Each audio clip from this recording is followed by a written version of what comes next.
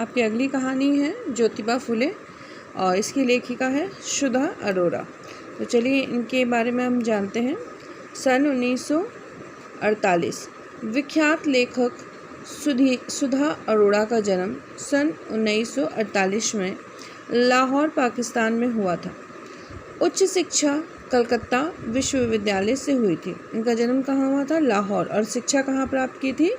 कलकत्ता विश्वविद्यालय से। इसी विश्वविद्यालय के 2 कॉलेजों में उन्होंने सन 1959 से 1971 तक अध्यापन कार्य किया और इसके बाद 2 कॉलेजों में उन्होंने पढ़ाने का काम भी किया। कथा साहित्य में सुधा अरोड़ा एक प्रसिद्ध नाम है। उनके बहुत से कहानी संग्रह प्रकाशित हैं। बगैर तराशे हुए, युद्ध विराम, महानगर की भौतिकी, काला शुक्रवार, कांसे का गिलास तथा औरत की कहानी, ये सभी जो हैं कहानियाँ हैं। उनकी कहानियाँ लगभग सभी भारतीय भाषाओं के अलावा कई विदेशी भाषाओं में अनुवादित है।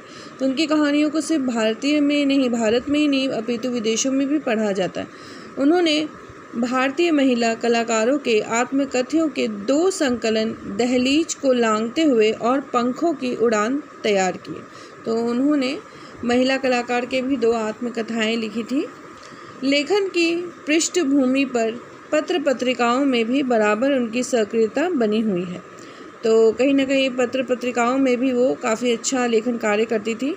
पाक्षिक सारिका में आम आदमी जिंदा सवाल और राष्ट्रीय दैनिक जनसत्ता में महिलाओं से संबंधित मुद्दों पर उनका साप्ताहिक स्तंभ वामा सुर्खियों में रहा है।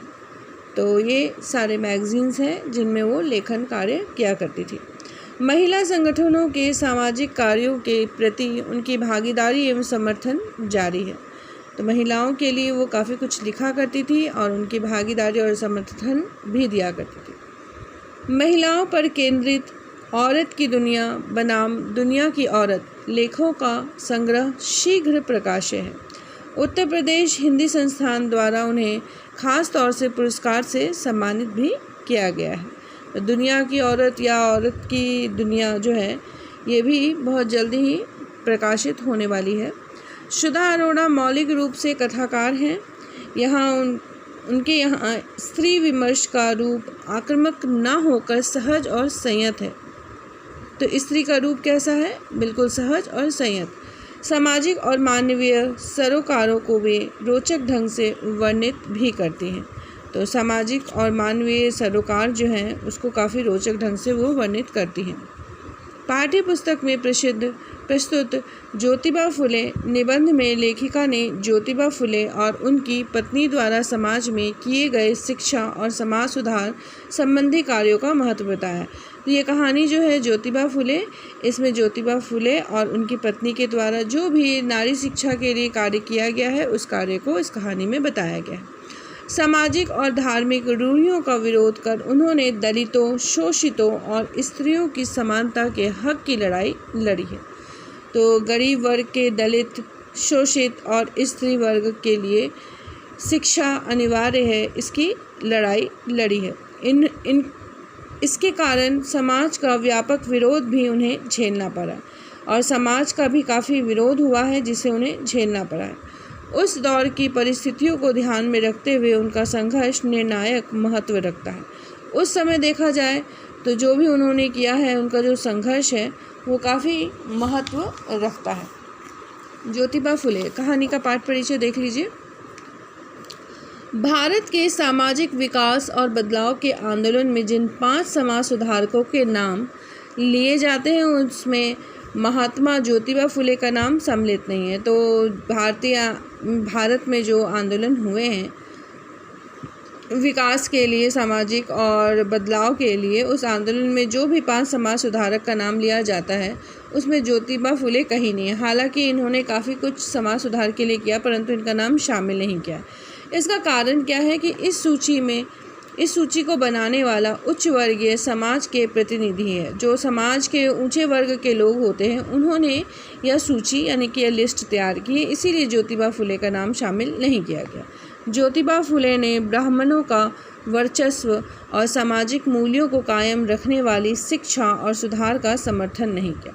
तो ज्योतिबा फुले सिर्फ ब्राह्मणों को और जो ऊंचे वर्ग के जो लोग होते हैं सिर्फ उनके लिए ही शिक्षा ज़रूरी है, ऐसी बातों का, ऐसे मूल्यों का कभी भी समर्थन नहीं किया था। उन्होंने पूंजीवादी और पुरोहितवादी मानसिकता का जमकर विरोध किया था।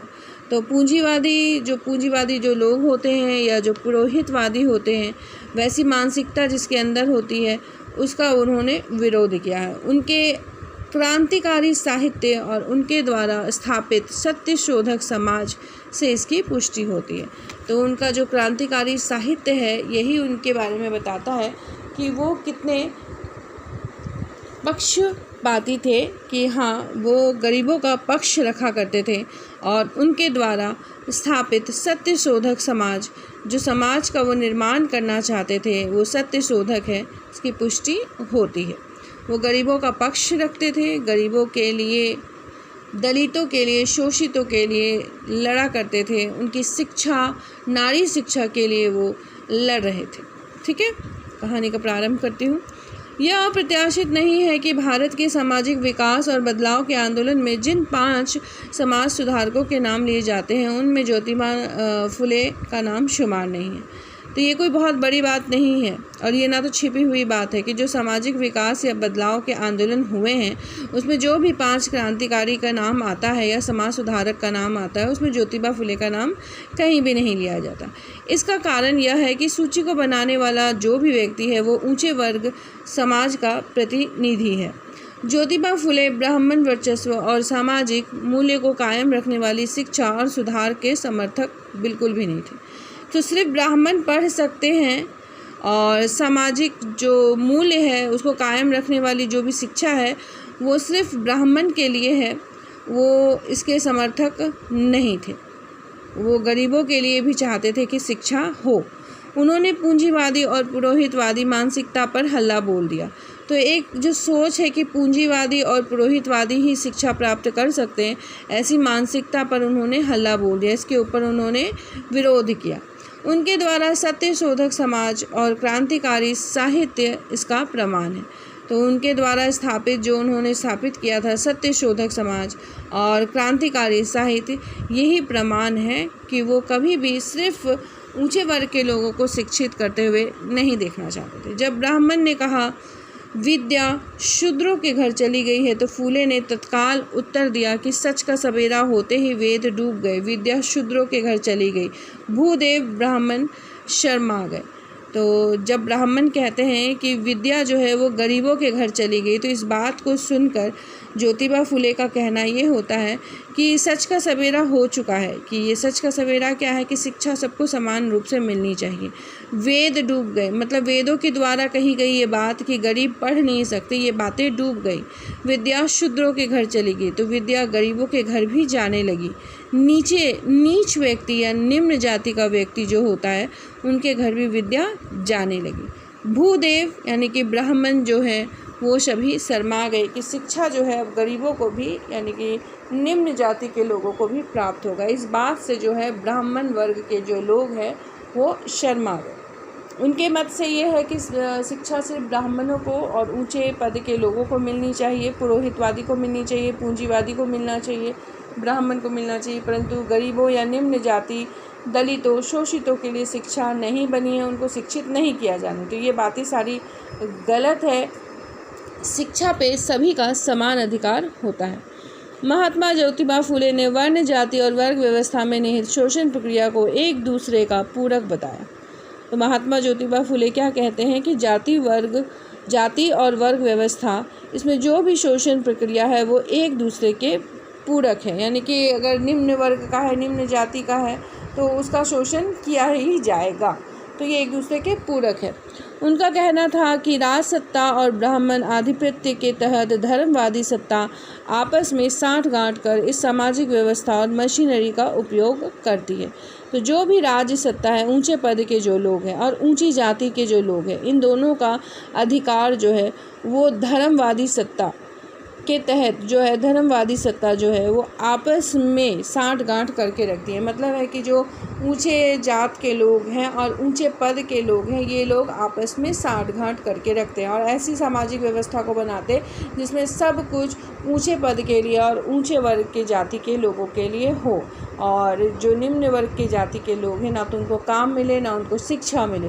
तो ये ऐसी सामाजिक व्यवस्था के विरोधक थे ज्योतिबा फुले। उनका कहना था कि इस शोषण व्यवस्था के खिलाफ दलितों के अलावा स्त्रियों को आंदोलन करना चाहिए। तो सिर्फ दलित नहीं बल्कि स्त्रियों को भी आंदोलन करना चाहिए, क्योंकि शिक्षा स्त्रियों को भी बराबर प्राप्त होनी चाहिए। ठीक है, आगे की कहानी अगले वीडियो में। धन्यवाद।